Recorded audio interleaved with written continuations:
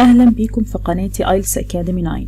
أنا يسر، وفيديو النهاردة هو الفيديو الأخير في كورس الليسننج، واللي فيها تطبقوا كل استراتيجيات الحل اللي اتعلمناها خلال الكورس على اختبارين كاملين، وهتقيموا نفسكم لأن بعد كل اختبار في سلايد فيها الإجابات وقفوها وصححوا لنفسكم، وبعدها سلايد تانية فيها الدرجات وما يقابلها من الآيلتس باند سكور. فياريت تحضروا ورقة وقلم علشان تحلوا. بس قبل ما نبدأ الاختبار الأول حابة أقول لكم ياريت تنزلوا في الديسكريبشن بوكس، هتلاقوا لينكات لأهم الإذاعات اللي تقدروا تسمعوا عليها موضوعات مختلفة وتطوروا بيها الليسننج. وده لأن ناس كتير سألتني إزاي نطور الاستماع، وهو كأي مهارة لازم نمارسها وبالتالي لازم نسمع كتير. عشان كده سبت لينكات أشهر الإذاعات مع أشهر مواقع الآيلتس للتدريب على اختبارات IELTS Listening Online. ودلوقتي نبدأ الاختبار الأول. Test 3. This is the IELTS listening test. You will hear a number of different recordings and you will have to answer questions on what you hear. There will be time for you to read the instructions and questions, and you will have a chance to check your work. All the recordings will be played once only. The test is in 4 parts. At the end of the test, you will be given 10 minutes to transfer your answers to the answer sheet. Now turn to part 1.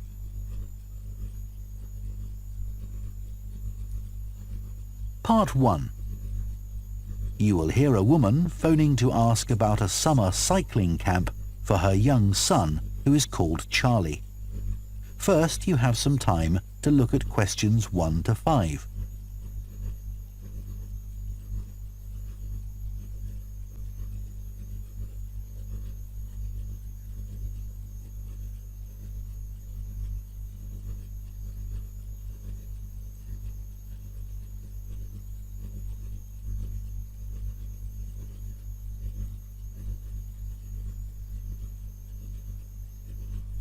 Now listen carefully and answer questions 1 to 5. Hello, Junior Cycle Camp. Jake speaking. Hi, I'm calling for some information about the cycle camp. I'm thinking of sending my son. Great. Well, it's held every weekday morning over the summer vacation, and we focus on basic cycling skills and safety. We have 8 levels for children from 3 years upwards. How old's your son? Charlie? He's 7. He can ride a bike, but he needs a little more training before he's safe to go on the road. He'd probably be best in level 5. They start off practicing on the site here, and we aim to get them riding on the road.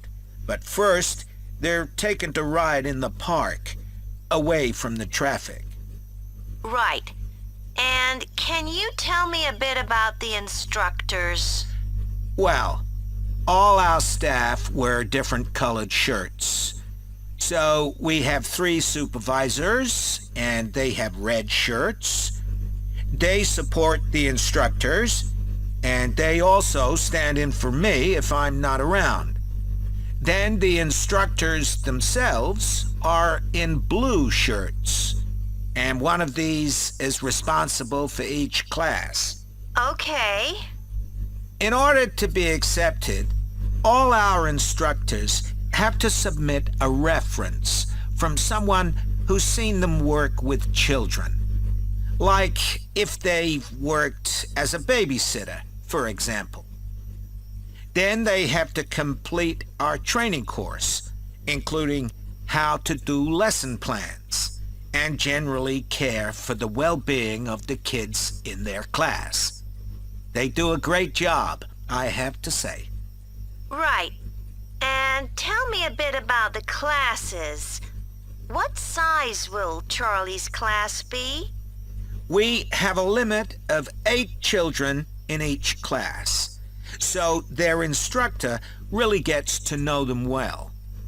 They're out riding most of the time, but they have quiet times too, where their instructor might tell them a story that's got something to do with cycling.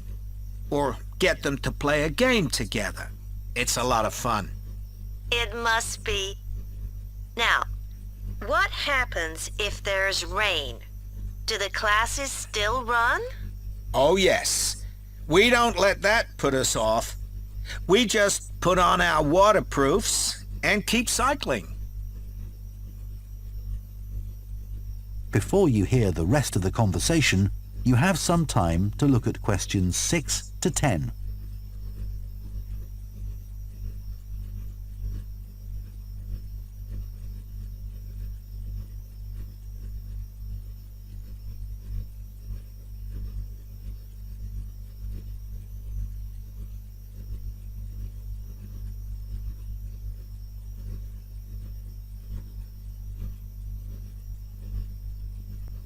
Now listen and answer questions 6 to 10.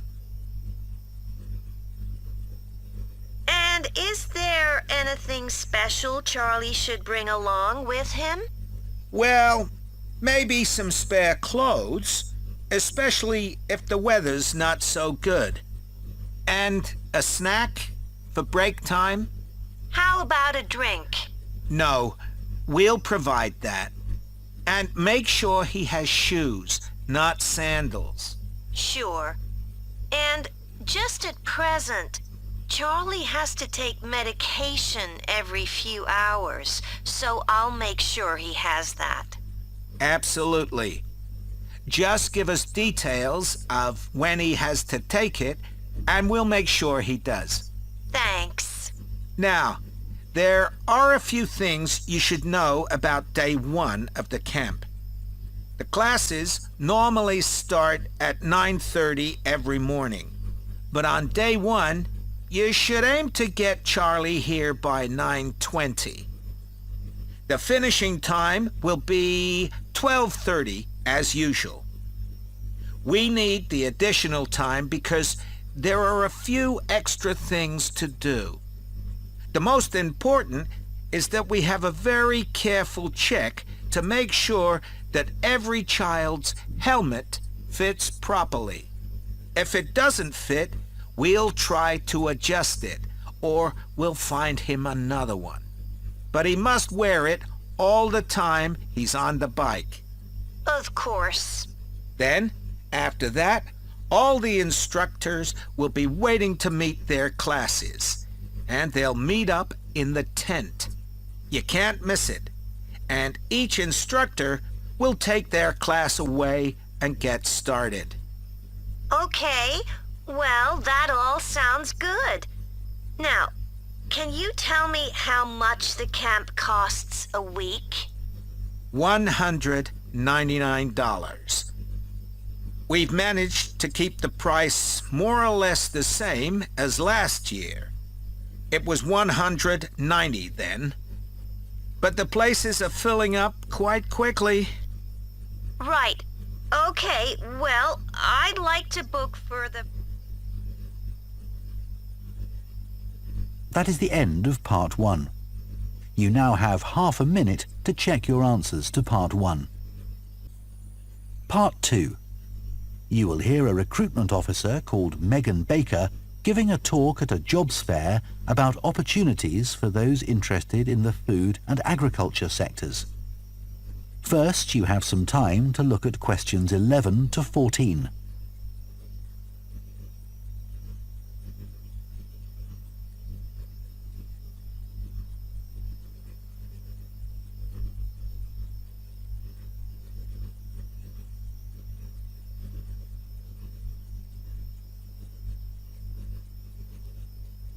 Now listen carefully and answer questions 11 to 14. Hello everyone, my name's Megan Baker and I'm a recruitment consultant at AVT Recruitment Specialists. Now, our company specialises in positions that involve working in the agriculture and horticulture sectors, so that's fresh food production, garden and park maintenance and so on. And these sectors do provide some very special career opportunities. For a start, they often offer opportunities for those who don't want to be stuck with a 40-hour week, but need to juggle work with other responsibilities, such as childcare. And this is very important for many of our recruits. Some people like working in a rural setting, surrounded by plants and trees instead of buildings, although we can't guarantee that. But there are certainly health benefits, especially in jobs where you're not sitting all day looking at a screen, a big plus for many people.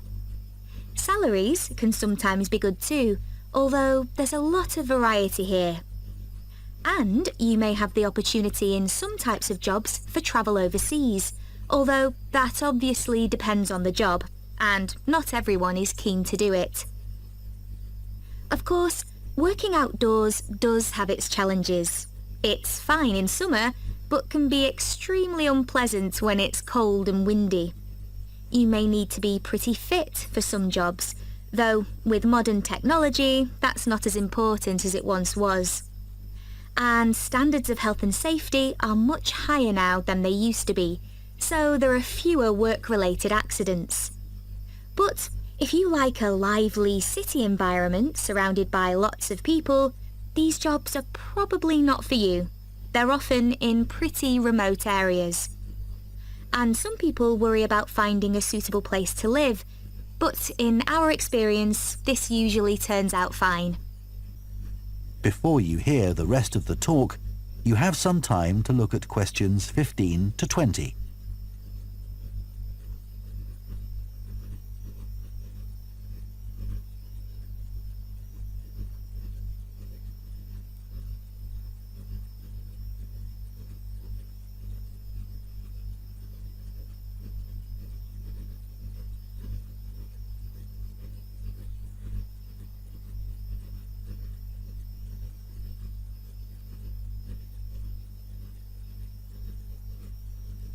Now listen and answer questions 15 to 20. Now, let me tell you about some of the exciting jobs that we have on our books right now. One is for a fresh food commercial manager. Our client here is a very large fresh food producer, supplying a range of top supermarkets. They operate in a very fast-paced environment with low profit margins. The staff there work hard, but they play hard as well, so if you've a sociable personality, this may be for you. We have an exciting post as an agronomist, advising farmers on issues such as crop nutrition, protection against pests, and the latest legislation on farming and agricultural practices. There are good opportunities for the right person to quickly make their way up the career ladder, but a deep knowledge of the agricultural sector is expected of applicants. A leading supermarket is looking for a fresh produce buyer who is available for a 12-month maternity cover contract. You need to have experience in administration, planning and buying in the fresh produce industry, and in return will receive a very competitive salary. We have also received a request for a sales manager for a chain of garden centres. You will be visiting centres in the region to ensure their high levels of customer service are maintained. This post is only suitable for someone who is prepared to live in the region. There is also a vacancy for a tree technician to carry out tree cutting, forestry and conservation work. Candidates must have a clean driving licence and have training in safety procedures. A year's experience would be preferred, but the company might be prepared to consider someone who has just completed an appropriate training course. Finally, we have a position for a farm worker. This will involve a wide range of farm duties, including crop sowing and harvesting, machine maintenance and animal care. Perks of the job include the possibility of renting a small cottage on the estate and the chance to earn a competitive salary. A driving licence and tractor driving experience are essential. That is the end of part 2. You now have half a minute to check your answers to Part 2. Part 3. You will hear two food science students called Adam and Rosie starting to plan their presentation on diet and obesity.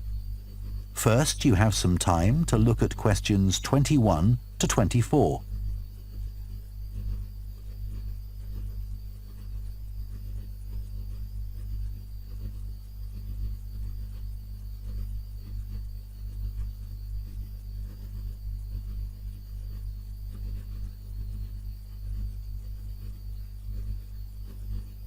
Now listen carefully and answer questions 21 to 24.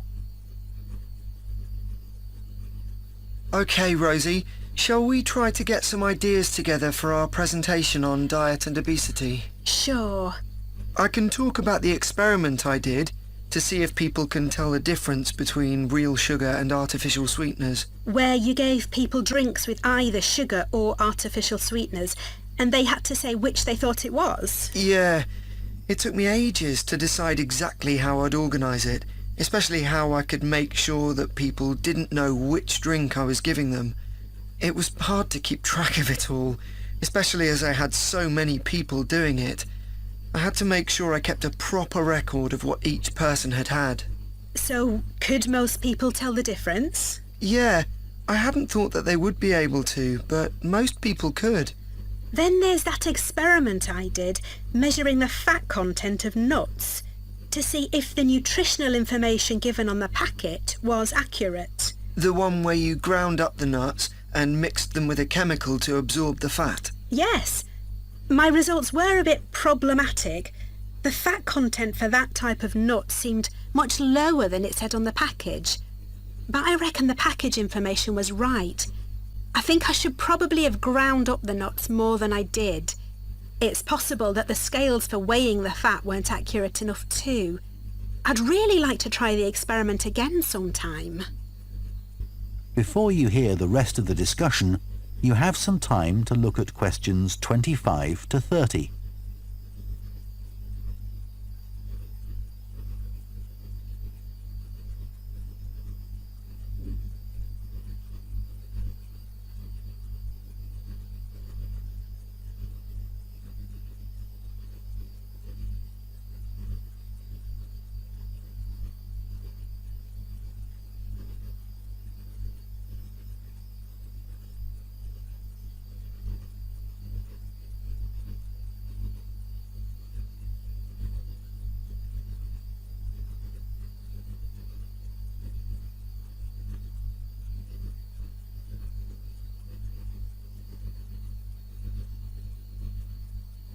Now listen and answer questions 25 to 30.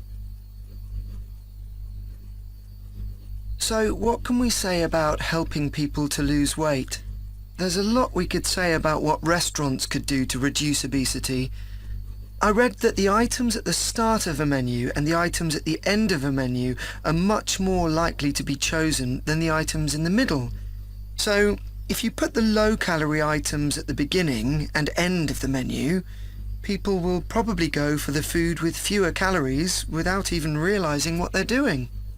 I think food manufacturers could do more to encourage healthy eating. How? Well, when manufacturers put calorie counts of a food on the label, they're sometimes really confusing, and I suspect they do it on purpose, because food that's high in calories tastes better, and so they'll sell more. Yeah, so if you look at the amount of calories in a pizza, they'll give you the calories per quarter pizza, and you think, oh, that's not too bad. But who's going to eat a quarter pizza? Exactly.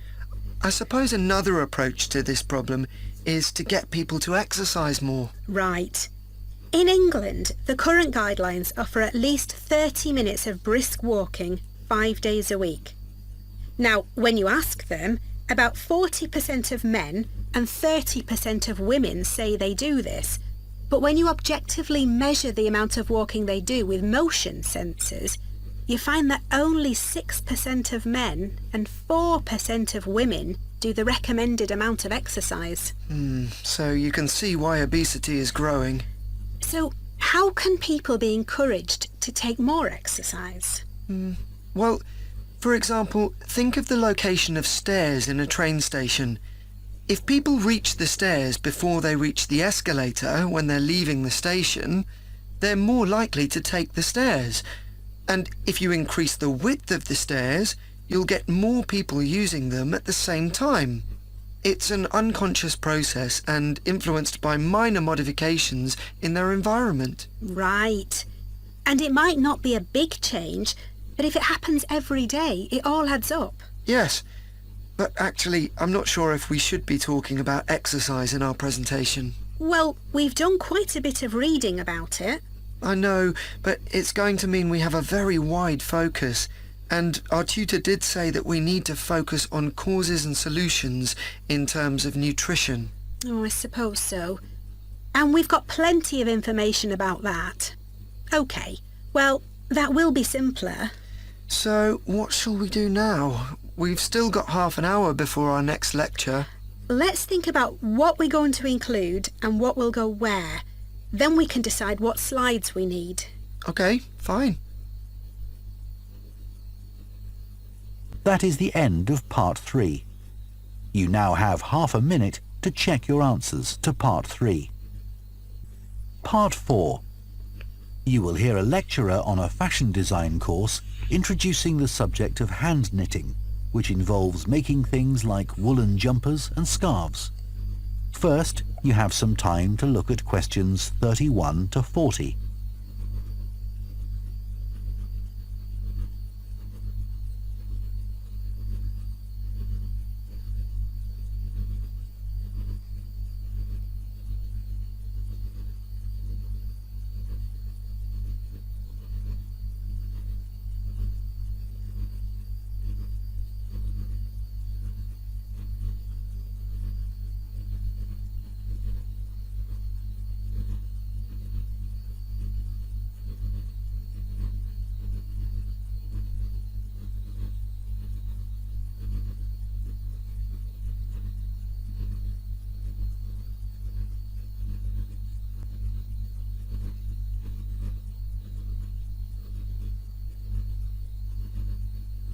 Now listen carefully and answer questions 31 to 40.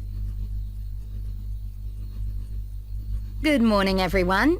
So today we're going to look at an important creative activity, and that's hand knitting. Ancient knitted garments have been found in many different countries, showing that knitting is a global activity with a long history.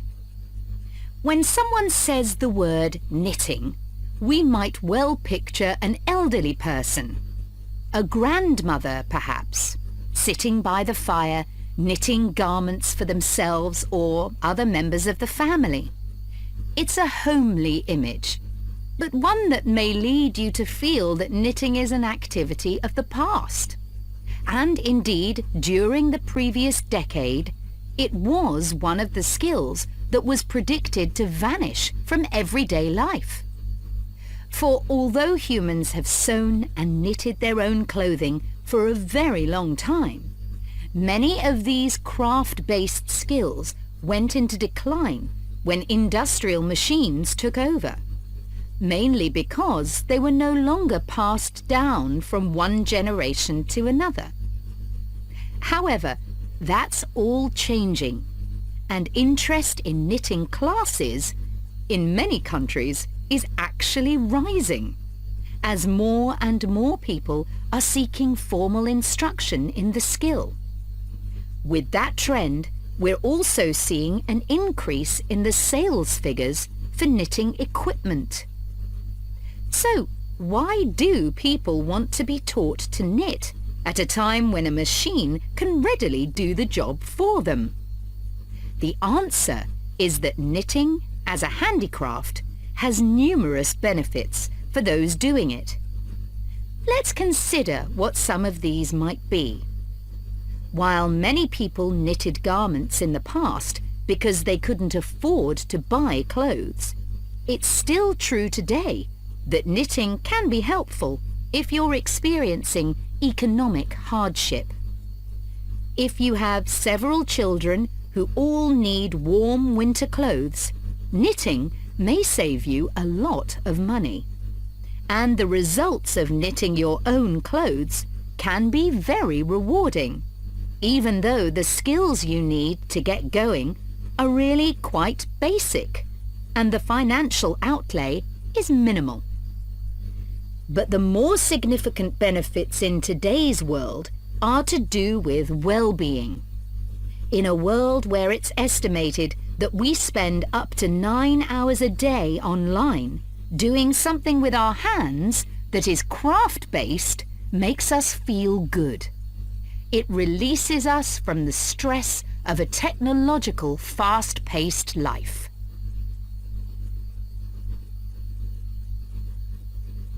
Now, let's look back a bit to early knitting activities. In fact, no one really knows when knitting first began, but archaeological remains have disclosed plenty of information for us to think about. One of the interesting things about knitting is that the earliest pieces of clothing that have been found suggest that most of the items produced were round rather than flat. Discoveries from the 3rd and 4th centuries in Egypt show that things like socks and gloves that were needed to keep hands and feet warm were knitted in one piece, using 4 or 5 needles. That's very different from most knitting patterns today, which only require 2. What's more, the very first needles people used were hand-carved out of wood and other natural materials, like bone, whereas today's needles are largely made of steel or plastic and make that characteristic clicking sound when someone's using them. Ancient people knitted using yarns made from linen, hemp, cotton and wool, and these were often very rough on the skin. The spinning wheel, which allowed people to make finer yarns and produce much greater quantities of them, led to the dominance of wool in the knitting industry, often favoured for its warmth. Another interesting fact about knitting is that because it was practiced in so many parts of the world, for so many purposes, regional differences in style developed. This visual identity has allowed researchers to match bits of knitted clothing that have been unearthed over time to the region from which the wearer came, or the job that he or she did. As I've mentioned, knitting offered people from poor communities a way of making extra money while doing other tasks. For many centuries, it seems, men, women and children took every opportunity to knit, for example, while watching over sheep, walking to market, or riding in boats. So, let's move on to take... That is the end of Part 4. You now have 1 minute to check your answers to Part 4.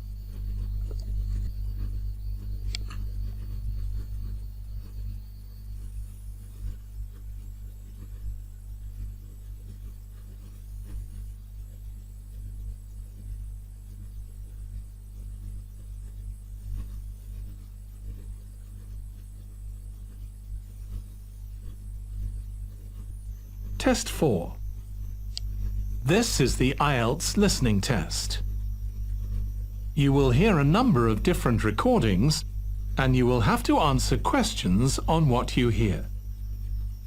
There will be time for you to read the instructions and questions, and you will have a chance to check your work. All the recordings will be played once only. The test is in 4 parts. At the end of the test, you will be given 10 minutes to transfer your answers to the answer sheet. Now turn to Part 1.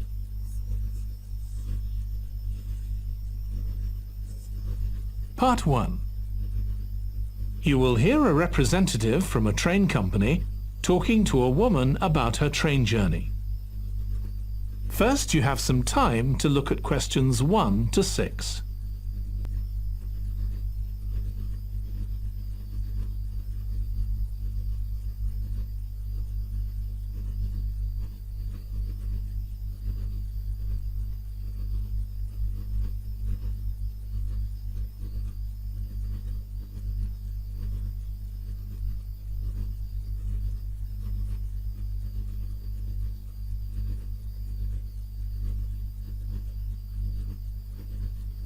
Now listen carefully and answer questions 1 to 6. Hello. Do you mind if I ask you some questions about your journey today? We're doing a customer satisfaction survey.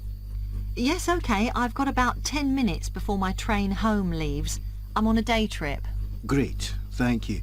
So, first of all, could you tell me your name? It's Sophie Bird. Thank you. And would you mind telling me what you do? I'm a journalist. Oh, really? That must be interesting. Yes, it is. So, was the reason for your visit here today work? Actually, it's my day off. I came here to do some shopping. Oh, right. But I do sometimes come here for work. OK. Now, I'd like to ask some questions about your journey today, if that's OK. Yes, no problem. Right. So, can you tell me which station you're travelling back to? Stormforth, where I live. Can I just check the spelling? Staunfirth?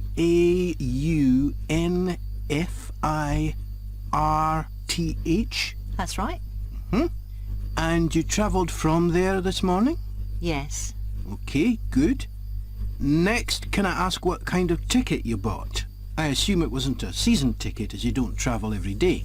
That's right. No, I just got a normal return ticket. I don't have a rail card, so I didn't get any discount.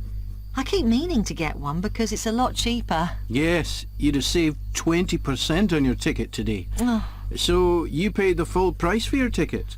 I paid £23.70. OK. Do you think that's good value for money? Not really. I think it's too much for a journey that only takes 45 minutes. Yes, that's one of the main complaints we get. So you didn't buy your ticket in advance? No. I know it's cheaper if you buy a week in advance, but I didn't know I was coming then. I know. You can't always plan ahead. So, did you buy it this morning? No, it was yesterday. Right. And do you usually buy your tickets at the station? Well, I do usually, but the ticket office closes early, and I hate using ticket machines. I think ticket offices should be open for longer hours. There's always a queue for the machines, and they're often out of order. A lot of customers are saying the same thing. So, to answer your question, I got an e-ticket online. Before you hear the rest of the conversation, you have some time to look at questions 7 to 10.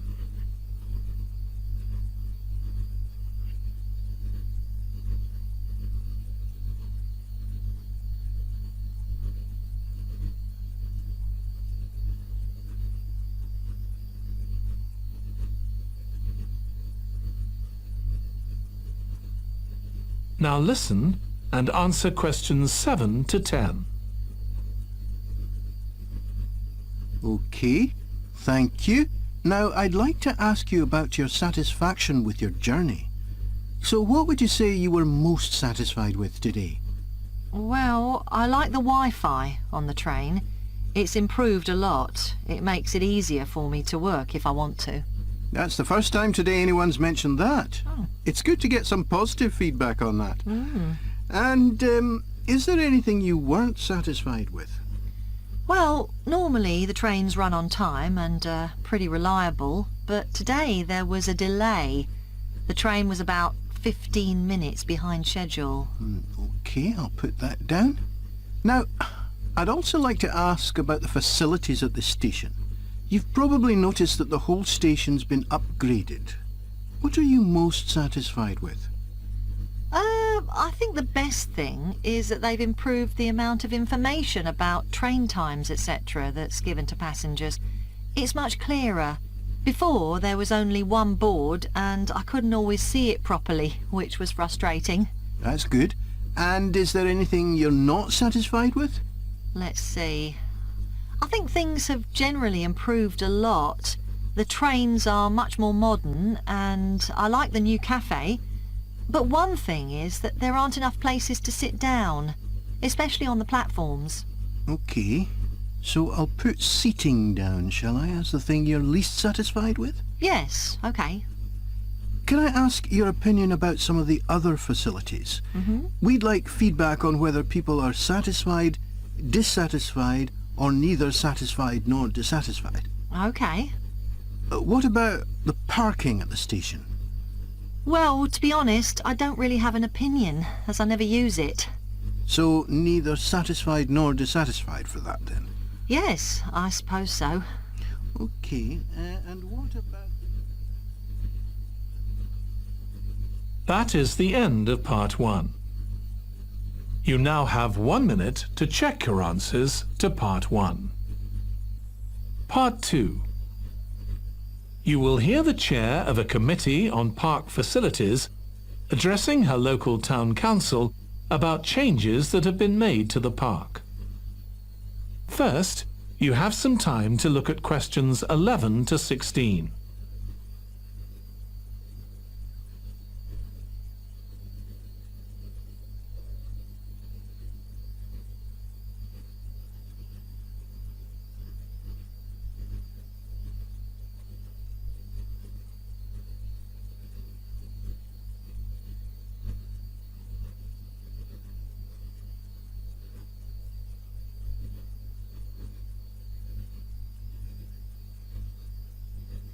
Now listen carefully and answer questions 11 to 16. As chair of the Town Council Subcommittee on Park Facilities, I'd like to bring you up to date on some of the changes that have been made recently to the Croft Valley Park. So if you could just take a look at the map I handed out, let's begin with a general overview. So, the basic arrangement of the park hasn't changed. It still has 2 gates, north and south, and a lake in the middle. The cafe continues to serve an assortment of drinks and snacks, and is still in the same place, looking out over the lake and next to the old museum. We're hoping to change the location of the toilets and bring them nearer to the centre of the park, as they're a bit out of the way at present, near the adventure playground, in the corner of your map. The formal gardens have been replanted and should be at their best in a month or 2. They used to be behind the old museum, but we've now used the space near the south gate, between the park boundary and the path that goes past the lake towards the old museum. We have a new outdoor gym for adults and children, which is already proving very popular. It's by the glass houses, just to the right of the path from the south gate. You have to look for it, as it's a bit hidden in the trees. One very successful introduction has been our skateboard ramp. It's in constant use during the evenings and holidays. It's near the old museum, at the end of a little path that leads off from the main path between the lake and the museum. We've also introduced a new area for wildflowers to attract bees and butterflies. It's on a bend in the path that goes round the east side of the lake, just south of the adventure playground. Before you hear the rest of the presentation, you have some time to look at questions 17 to 20.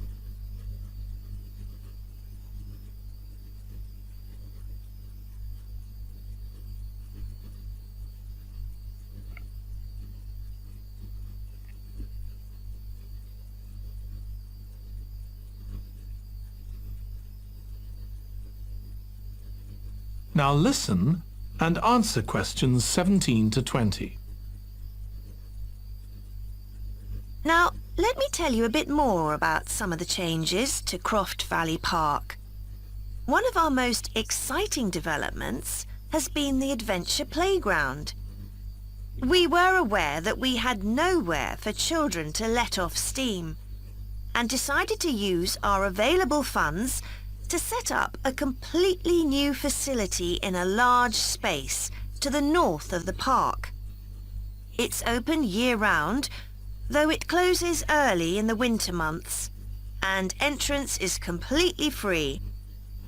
Children can choose whatever activities they want to do, irrespective of their age. But we do ask adults not to leave them on their own there.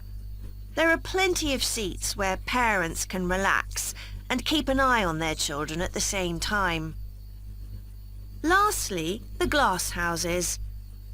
A huge amount of work has been done on them to repair the damage following the disastrous fire that recently destroyed their western side.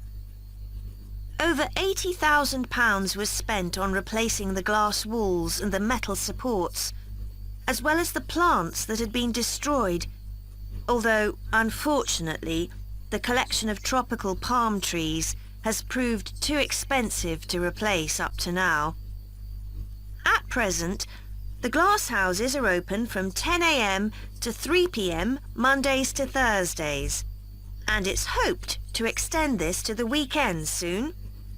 We're grateful to all those who helped us by contributing their time and money to this achievement. The gardens have really been... That is the end of part 2.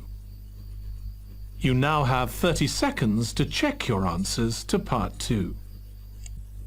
Part 3. You will hear 2 students of social history called Annie and Jack discussing their presentation about refrigeration. First, you have some time to look at questions 21 to 24.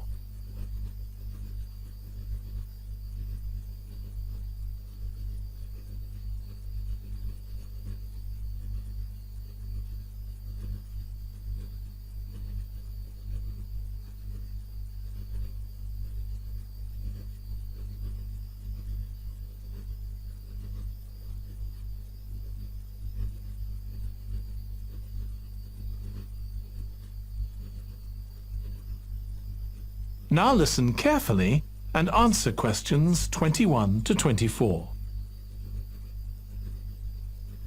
OK, Jack. Before we plan our presentation about refrigeration, let's discuss what we've discovered so far. Fine, Annie. Though I have to admit I haven't done much research yet. Nor me. But I found an interesting article about ice houses. I'd seen some 18th and 19th century ones here in the UK, so I knew they were often built in a shady area or underground, close to lakes that might freeze in the winter. Then blocks of ice could be cut and stored in the ice house. But I didn't realise that insulating the blocks with straw or sawdust meant they didn't melt for months. The ancient Romans had refrigeration too. I didn't know that. Yes. Pits were dug in the ground and snow was imported from the mountains. Even though they were at quite a distance, the snow was stored in the pits. Ice formed at the bottom of it. Both the ice and the snow were then sold. The ice cost more than the snow, and my guess is that only the wealthy members of society could afford it. I wouldn't be surprised. I also came across an article about modern domestic fridges. Several different technologies are used, but they were too complex for me to understand. You have to wonder what happens when people get rid of old ones. You mean because the gases in them are harmful for the environment? Exactly. At least there are now plenty of organisations that will recycle most of the components safely. But of course, some people just dump old fridges in the countryside. It's hard to see how they can be stopped, unfortunately. In the UK, we get rid of 3 million a year altogether. That sounds a lot, especially because fridges hardly ever break down. That's right.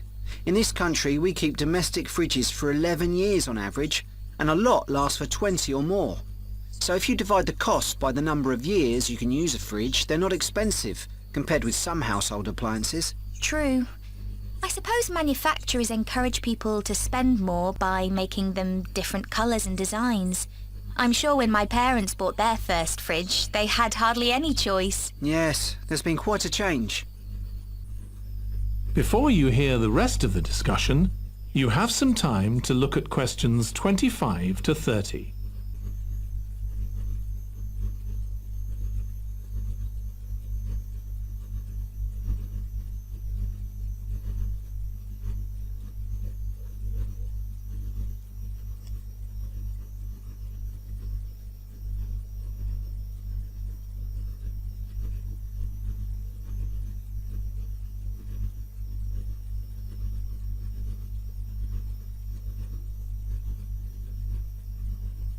Now listen and answer questions 25 to 30.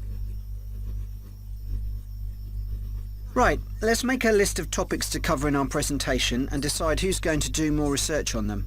Then later we can get together and plan the next step. OK. How about starting with how useful refrigeration is and the range of goods that are refrigerated nowadays? Because, of course, it's not just food and drinks. No, I suppose flowers and medicines are refrigerated too. And computers.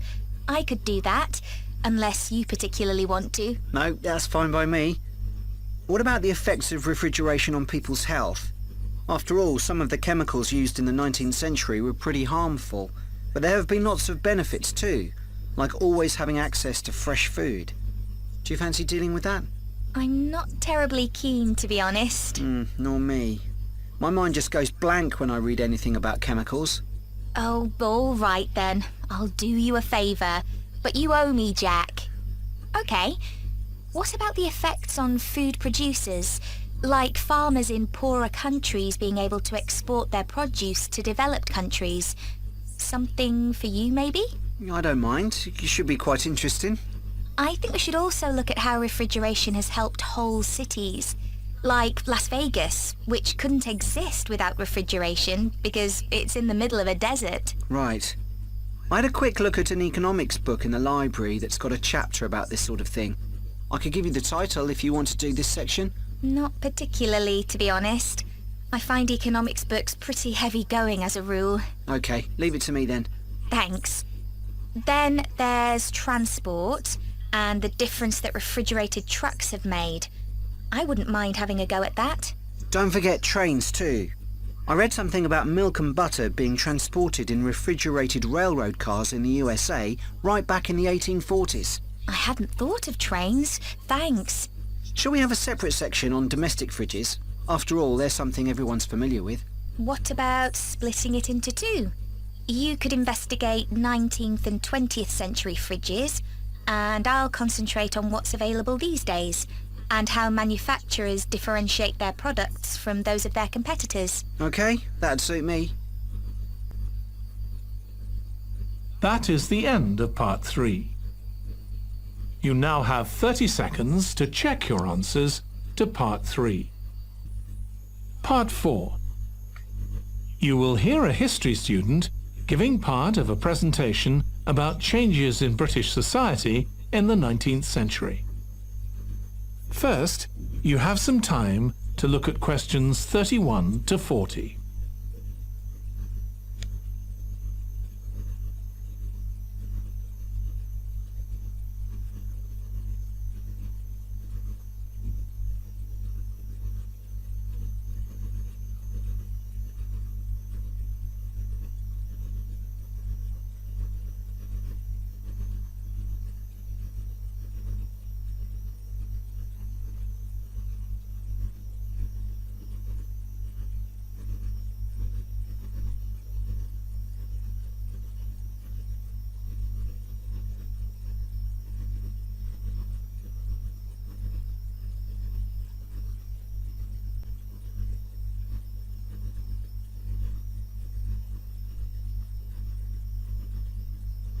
Now listen carefully and answer questions 31 to 40.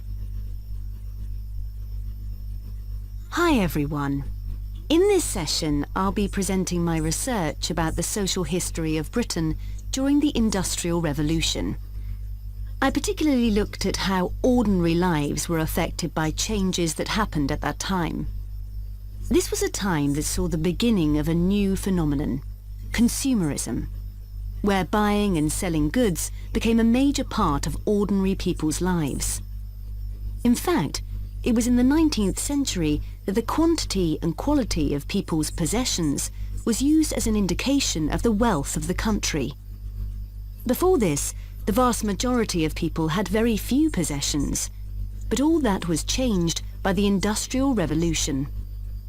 This was the era from the mid-18th to the late 19th century, when improvements in how goods were made, as well as in technology, triggered massive social changes that transformed life for just about everybody in several key areas. First, let's look at manufacturing. When it comes to manufacturing, we tend to think of the Industrial Revolution in images of steam engines and coal. And it's true that the Industrial Revolution couldn't have taken place at all if it weren't for these new sources of power. They marked an important shift away from the traditional watermills and windmills that had dominated before this. The most advanced industry for much of the 19th century was textiles. This meant that fashionable fabrics and lace and ribbons were made available to everyone. Before the Industrial Revolution, most people made goods to sell in small workshops, often in their own homes. But enormous new machines were now being created that could produce the goods faster and on a larger scale, and these required a lot more space. So large factories were built, replacing the workshops and forcing workers to travel to work. In fact, large numbers of people migrated from villages into towns as a result.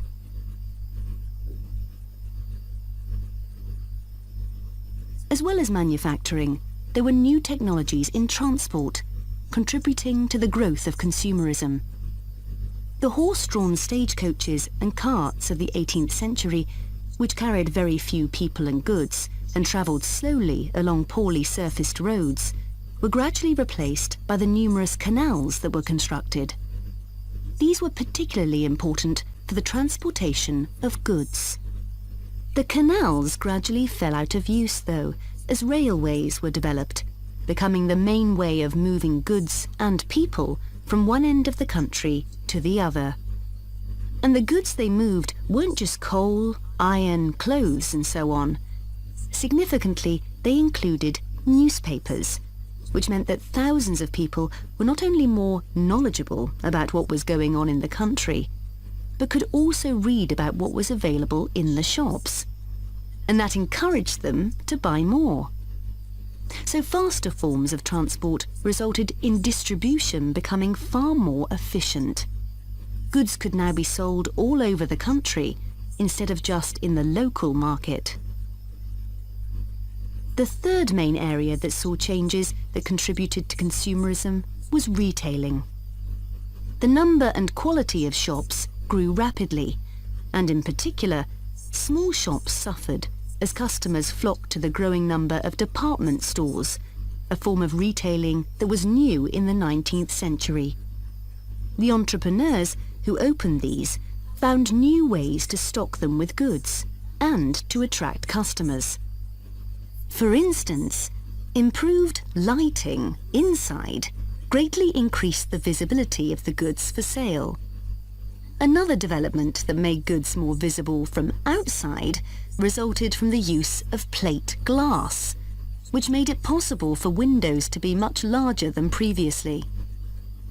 New ways of promoting goods were introduced too. Previously, the focus had been on informing potential customers about the availability of goods. Now, there was an explosion in advertising trying to persuade people to go shopping. Flanders claims that one of the great effects of the Industrial Revolution was that it created choice. All sorts of things that had previously been luxuries, from sugar to cutlery, became conveniences, and before long they turned into necessities. Life without sugar or cutlery was unimaginable. rather like mobile phones these days. That is the end of part 4. You now have 1 minute to check your answers to part 4.